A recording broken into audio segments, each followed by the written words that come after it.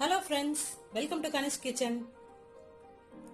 நாம இன்னைக்கு பச்சரிசியை வச்சு ரொம்பவே டேஸ்டியான பணியாரம் எப்படி செய்யலாம்னு பார்க்கலாம். இந்த பணியாரம் வெளியில நல்லா கிறிஸ்பியா இருக்கும், அதே சமயத்துல உள்ள நல்லா சாஃப்டா இருக்கும். நாம இப்ப இந்த பணியாரம் செய்யறதுக்கு தேவையான பொருள் என்னன்னு பாத்துடலாம். பச்சரிசி 1 கப், நல்லா பழுத்த வாழைப்பழம் 1, ஏலக்காய் 2, பொடியா கட் பண்ணி வச்சிருக்க தேங்காய் 1/4 கப், வெல்லம் 1/2 கப், பேக்கிங் சோடா 1/4 டீஸ்பூன், உப்பு 2 சிட்டிகை, அப்புறம் கடைசியா 1 டேபிள் ஸ்பூன் நெய். அவ்வளவுதான் இதுக்கு தேவையான பொருள். ஃபர்ஸ்ட் நம்ம இந்த பச்சரிசிய தண்ணியில நல்லா அலசிட்டு நாம அதுக்கப்புறம் இந்த அரிசிய 2ல இருந்து 4 மணி நேரத்துக்கு நல்லா ஊற வச்சு எடுத்துக்கலாம். இது நல்லா ஊறட்டும். நாம அதுக்குள்ள ஸ்டவ் ஆன் பண்ணி கடாய் அடுப்புல வச்சிடலாம். கடாய் நல்லா சூடானதும் 1 டேபிள் ஸ்பூன் நெய் சேர்த்துட்டு நாம இதுல பொடியா கட் பண்ணி வச்சிருக்க தேங்காயையும் சேர்த்துட்டு லோ ஃப்ளேம்ல வச்சுட்டு நல்லா வறுத்துக்கலாம். இது பொன்னிறமா வந்ததுக்கு அப்புறம் நாம இதை வேற ஒரு பிளேட்ல எடுத்து வச்சிடலாம். இப்ப நம்ம ஒரு கிண்ணத்துல 1/2 கப் வெல்லம் எடுத்துக்கலாம். இது கூட 1/4 கப்புக்கும் கொஞ்சம் கம்மியா தண்ணியை சேர்த்துட்டு நம்ம நல்லா கரைச்சு எடுத்துக்கலாம்.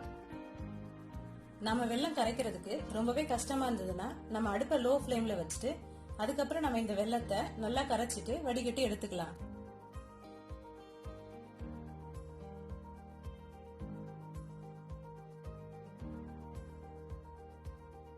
வெல்லத்தை நல்லா வடிகட்டியாச்சு. இது இப்படியே இருக்கட்டும். இப்ப நம்ம ஊற வச்சிருக்க அரிசியில இருந்து தண்ணியை வடிச்சிட்டு நம்ம அரிசியை மட்டும் எடுத்து நம்ம மிக்ஸி ஜார்ல சேர்த்துடலாம். நாம இந்த பணியாரம் செய்யறதுக்கு எந்த பச்சரிசினாலும் யூஸ் பண்ணிக்கலாம். நான் இன்னைக்கு ரேஷன் அரிசி தான் யூஸ் பண்ணிருக்கேன். எல்லா அரிசியையும் மிக்ஸி ஜார்ல சேர்த்தாச்சு. இப்ப இது கூட நம்ம வடிகட்டி வச்சிருக்க வெள்ளை தண்ணியையும் சேர்த்துட்டு நம்ம இதை நல்லா அரைச்சிக்கலாம். நல்லா அரைச்சாச்சு. நாம இப்ப இதை வேற ஒரு பாத்திரத்துல மாத்திடலாம். நம்ம இந்த மாவை அரைக்கும் போது இது கூட எக்ஸ்ட்ராவா நம்ம தண்ணி எதுவும் சேர்க்க தேவையில்லை. நம்ம கரைச்சு வச்சிருக்க அந்த வெள்ளை தண்ணியே கரெக்டா இருக்கும்.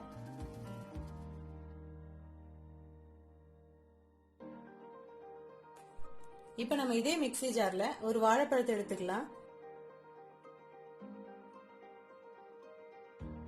அப்புறம் இது கூட 2 ஏலக்காவையும் சேர்த்து நல்லா அரைச்சிக்கலாம். நல்லா அரைச்சாச்சு. நாம இப்ப இதையும் இந்த மாவோட சேர்த்து நல்லா கலந்துக்கலாம்.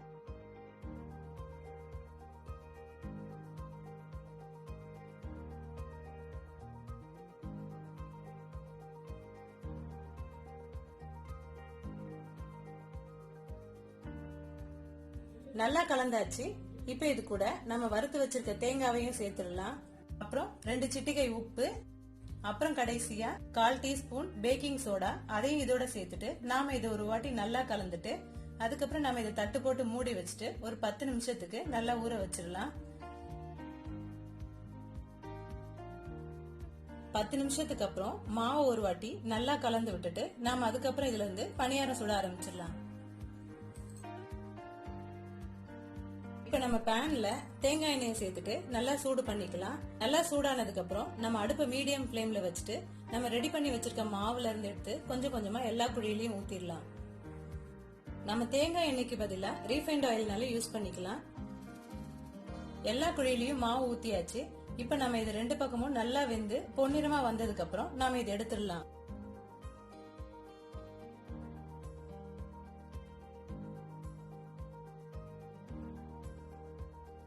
பணியாரம் நல்லா பொன்னிறமா வந்துருச்சு. நாம இப்ப இதை எடுத்துடலாம். இதே மாதிரி மீதி இருக்கிற மாவுலையும் நம்ம பணியாரம் சுட்டு எடுத்துக்கலாம். இப்ப நம்மளோட சூப்பரான பச்சரிசி பணியாரம் ரெடி ஆயிடுச்சு. நீங்களும் இந்த ரெசிபியை ட்ரை பண்ணி பாருங்க. ட்ரை பண்ணிட்டு எப்படி இருந்ததுன்னு கமெண்ட் பண்ணுங்க. இந்த வீடியோ உங்களுக்கு பிடிச்சிருந்தா லைக் பண்ணுங்க, ஷேர் பண்ணுங்க, மறக்காம சப்ஸ்கிரைப் பண்ணுங்க.